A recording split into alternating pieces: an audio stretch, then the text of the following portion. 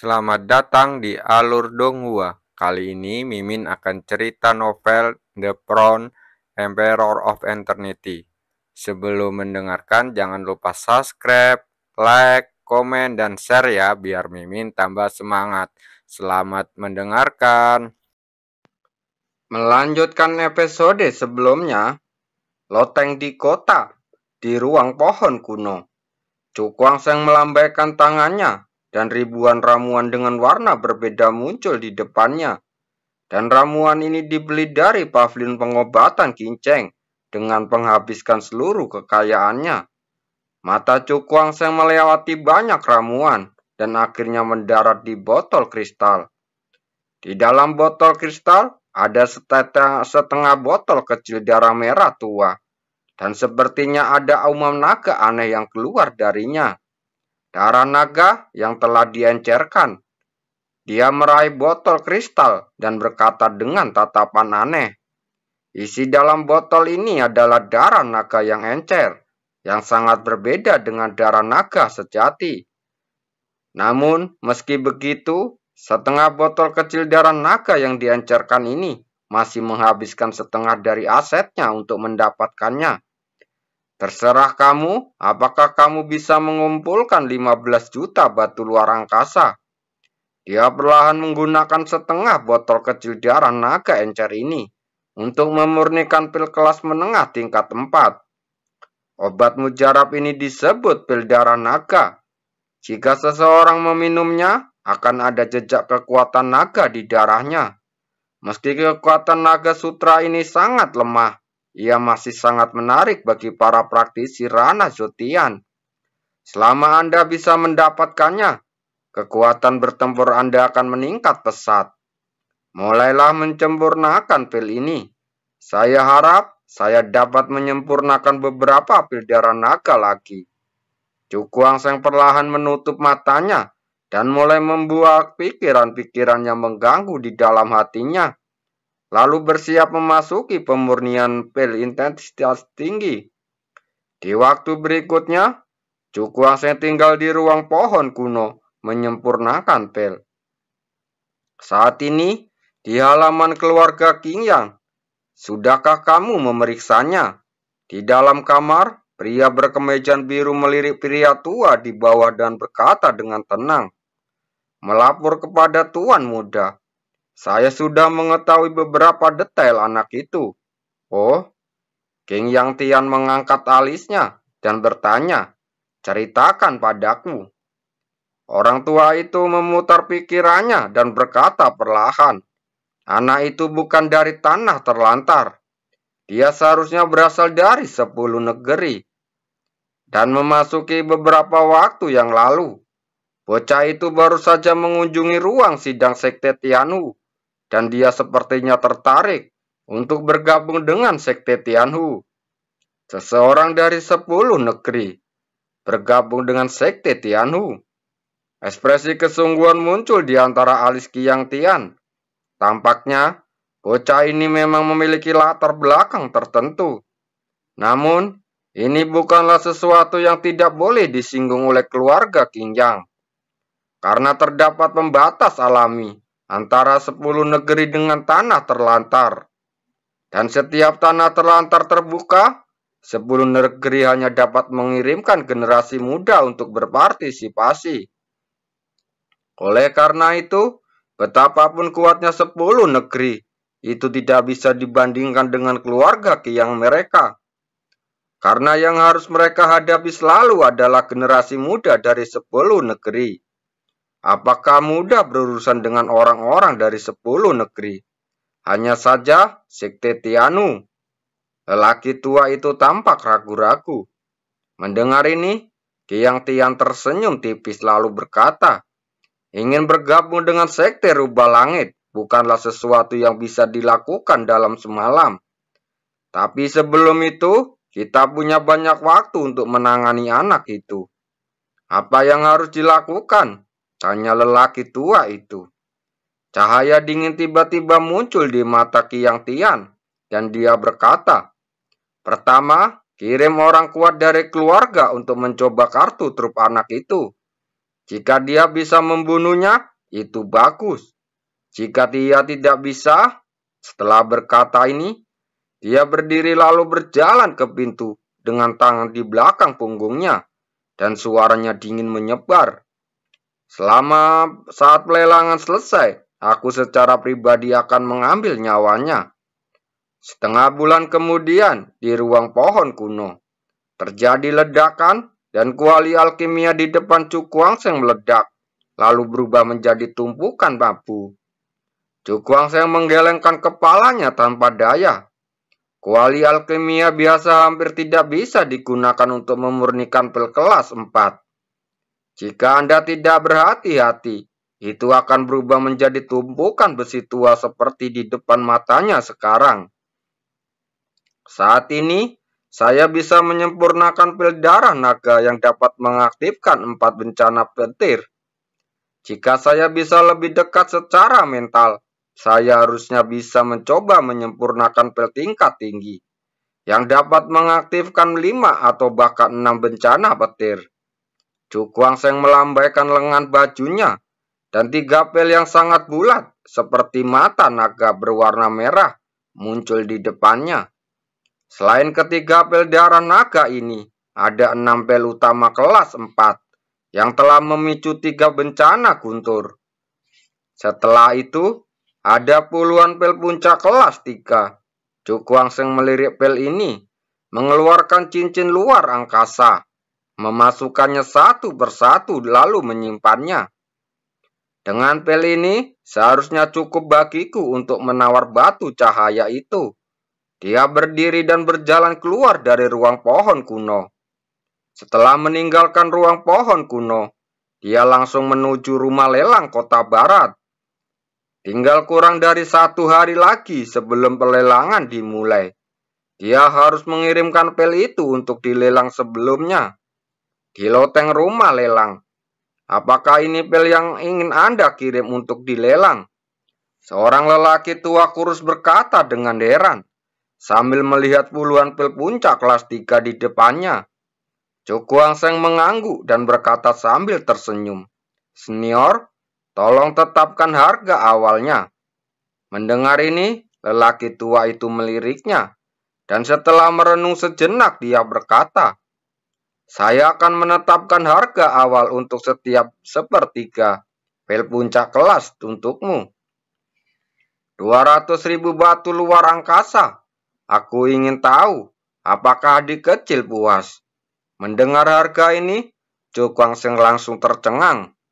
Jika ini masalahnya, maka harga awal untuk puluhan pil puncak kelas 3 ini akan berjumlah hampir 6 juta batu luar angkasa. Harga transaksi akhir setidaknya 13 juta. Anak kecil, pil puncak kelas 3 jarang ditemukan bahkan di kota Tianhu. Harga awal yang saya tetapkan tidak terlalu tinggi. Mendengar ini, Cukuangseng langsung mendecakkan bibirnya. Tampaknya, biaya yang dia keluarkan untuk membeli ramuan ini dapat diperoleh kembali dengan hanya menjual 1 atau 2 pil saja. Alkemis memang profesi yang sangat menguntungkan. Dia menghela nafas dalam hati dan mengeluarkan 6 pil lagi. Pil utama kelas 4. Ketika lelaki tua itu melihat pil itu muncul di hadapannya, matanya yang keruh tiba-tiba bersinar terang, dan matanya penuh dengan keterkejutan. "Senior, tolong berapa harganya?" kata Cukuangseng sambil tersenyum. Mendengar ini, lelaki tua itu menatapnya dalam-dalam lalu bergumam, "Pil kelas 4 ini memiliki kualitas yang sama. Jadi saya menetapkan harga awal pada 2 juta batu luar angkasa. Menurut harga ini, jika 6 pil utama kelas 4 dijumlahkan, bukankah harus awalnya akan mencapai lebih dari 10 juta? Dan harga transaksi terakhir." Memikirkan hal ini, dia mengeluarkan 3 pil darah naga, yang tampak seperti mata naga darah. Di mata terkejut lelaki tua itu. Untuk sesaat, seluruh ruangan dipenuhi dengan aroma pil yang kuat, dan kabut darah samar muncul, tampak agak aneh. Menatap tiga pil berwarna darah di depannya, pupil lelaki tua itu tiba-tiba menyusut, dan ekspresi keterkejutan perlahan memenuhi wajahnya. Ini pil darah naga. Sebuah suara yang hampir tidak bisa dipercaya keluar dari mulutnya, penuh keterkejutan. Suara keterkejutan terdengar, dan lelaki tua itu menatap pil darah naga dengan ekspresi khawatir. Pil darah naga ini merupakan pelangka yang dapat memicu 4 bencana guntur. Bahkan di kota Tianhu ini merupakan hal yang sangat langka. Tapi sekarang, 3 hal berharga tiba-tiba muncul, dan bahkan dengan ketenangannya, dia tidak bisa duduk diam. Aku ingin tahu berapa harga awal dari ketiga pil darah naga ini. Cukuangseng bertanya sambil tersenyum ringan. Dia hanya bisa memurnikan pil itu secara acak. 3 pil darah naga di depannya adalah hasil kerja keras selama periode ini. Jika harganya dipertimbangkan, itu mungkin jauh lebih banyak daripada jumlah pil semua pil yang sebelumnya. Menurut perkiraannya, harga transaksi ketiga pil darah naga ini minimal harus 45 juta batu luar angkasa. Setelah mendengar kata-katanya, lelaki tua itu perlahan pulih dari keterkejutannya. Dia menatap Cukuangseng dalam-dalam, lalu bertanya dengan ragu-ragu. Aku ingin tahu siapa adik kecil ini. Dia sebenarnya memiliki benda aneh seperti pil darah naga. Cukuangseng tersenyum ringan, tetapi tidak bermaksud mengatakan apapun dengan jelas, dan hanya menjawab dengan santai. Saya hanya orang yang tidak dikenal, tidak penting dari mana asalnya. Setelah mendengar ini, lelaki tua itu perlahan membuang muka. Karena dia tidak ingin mengatakan lebih banyak. Tidak mudah baginya untuk bertanya terlalu banyak. Saya khawatir asal-usul orang ini sangat rumit. Senior, tahukah kamu harga awal dari ketiga pil darah naga ini? Cukuangseng bertanya kembali. Jangan aneh-aneh adik kecilku. Aku sudah tua dan bodoh.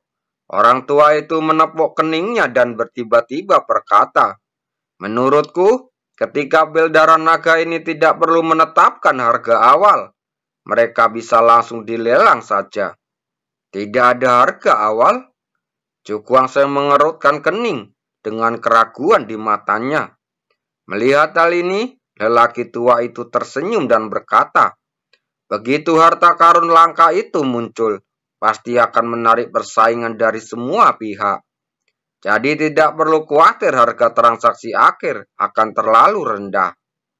Dan jika bisa menahan tawa, tapi aku terlalu banyak berpikir. Dia berdiri, lalu menangkupkan tangannya dan berkata, aku serahkan urusan berikutnya padamu, senior. Orang tua itu tersenyum. Lalu dia melambaikan tangannya dan seberkar cahaya keluar. Cukuangseng mengulurkan tangan dan mengambilnya. Ketika dia melihat ke bawah, ada ekspresi terkejut di wajahnya. Karena yang muncul di tangannya bukanlah token atau slip giok, melainkan miniatur kamar. Ini kamar VIP untuk perlelangan. Anda dapat mengubah ukurannya dengan bebas. Saat perlelangan dimulai, Anda akan dapat menggunakannya. Mendengar kata-kata ini, Cukuangseng tampak penasaran. Junior, pamit dulu. Dia menyingkirkan pavilion VIP, menangkupkan tangan ke orang tua itu, lalu berbalik dan meninggalkan ruangan. Mata lelaki tua itu dalam, menatap Cukuangseng dengan cahaya aneh di matanya. Dari mana asal anak ini? Setelah beberapa saat, dia menoleh ke belakang lalu bergumam. Begitu Cukuangseng meninggalkan perlelangan dan bergegas kembali ke kediamannya melalui jalan alternatif yang jauh, ekspresinya tiba-tiba berubah. Siapa itu? Dia tiba-tiba mengangkat kepalanya, lalu melihat ke depan. Di sana, ada sosok berbaju hitam berdiri dengan tangan di belakang punggung. Mendengar suaranya, pria berbaju hitam itu perlahan berbalik, memperlihatkan wajah yang muram. Setelah menunggu lama, akhirnya kamu muncul. Pria berbaju hitam itu berkata dengan senyum tipis, tapi di pupil matanya ada kedipan dingin dan niat membunuh yang samar-samar memenuhi udara. Pupil mata Chu Guangsheng langsung menyusut. Dia menatap pria berbaju hitam itu sejenak, lalu berkata perlahan, "Seseorang anggota keluarga Qing Yang." Tidak diragukan lagi, itu adalah keluarga Qing Yang. Kamu tidak bodoh. Kamu mengerti kenapa kamu mati. Pria berbaju hitam itu berkata dengan acuh tak acuh. Mendengar ini, sudut mulut Chu Guangsheng tiba-tiba berubah menjadi lengkungan mengejek. Menurut pendapatmu, kamu bisa mengalahkanku. Benarkah? Pria berbaju hitam itu maju selangkah dan menakutkan aura menyapu orang ini. Puncara Zotian tingkat keempat. Merasakan aura menakutkan mengalir ke wajahnya. Ekspresi Chu Guangsheng menjadi tenang dan ada sarkasme di matanya. Dia telah membunuh lebih dari satu orang dengan kekuatan seperti itu di sepanjang jalan. Sepertinya akan ada satu lagi orang hari ini. Bersikaplah baik dan ditangkap, dan aku bisa membiarkanmu mati dengan lebih bahagia. Pria berbaju hitam itu menjilat bibirnya dan berkata dengan sungguh-sungguh. Mendengar ini, Chu Guangsheng menyeringai. Lalu berkata dengan mata yang dingin, "Saya pribadi akan mengirim tubuh Anda kembali ke rumah Qing Yang. Saya tidak tahu apakah masih hidup atau mati." Saat pria berbaju hitam itu mendengus dingin, dan tubuhnya tiba-tiba berbalik menjadi garis hitam. Bayangan itu melesat lurus ke arah Chu Guangsheng, telapak tangan busuk hitam. Dia berteriak dengan tajam, lalu menampar telapak tangannya. Cahaya hitam aneh berkumpul di telapak tangannya, seolah memiliki kekuatan korosif yang luar biasa. Setiap kali setetes cairan jatuh, tanah akan runtuh, membentuk lingkaran besar. "Mati!" Pria berbaju hitam itu berteriak dengan tajam, lalu menampar ke kepala Chu Guangsheng.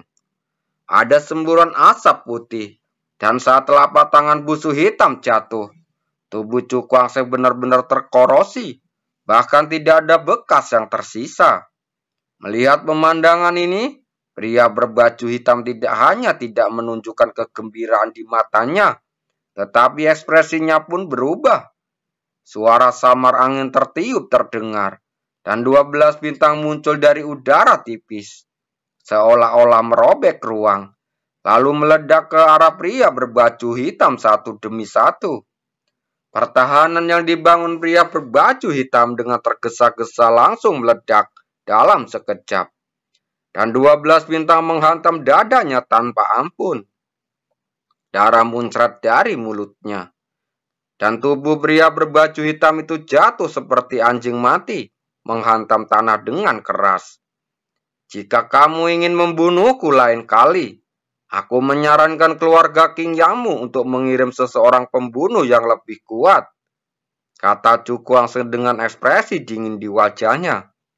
Pria berbaju hitam itu tampak ketakutan. Bagaimana kekuatan bertarung anak ini bisa begitu menakutkan? Masih terlalu dini untuk berbahagia. Dia berteriak keras, dan cahaya hitam muncul di sekujur tubuhnya, berubah menjadi meteoroid hitam di atas kepalanya. Permukaan meteoroid tersebut terbentuk kawah, seperti batu yang terkikis oleh waktu, dan sepertinya bisa pecah kapan saja. "Blackfall!" Pria berbaju hitam itu mengepalkan jarinya, lalu meninju ke arah Chu Guangsheng sambil berteriak dengan keras. Meteoroid hitam itu segera meledak dari langit, mengeluarkan suara merintih saat jatuh dengan keras. "Pergi!" Chu Guangsheng berteriak dingin, dan cahaya ungu keemasan menyala. langsung menghancurkan meteoroid hitam itu menjadi berkeping-keping.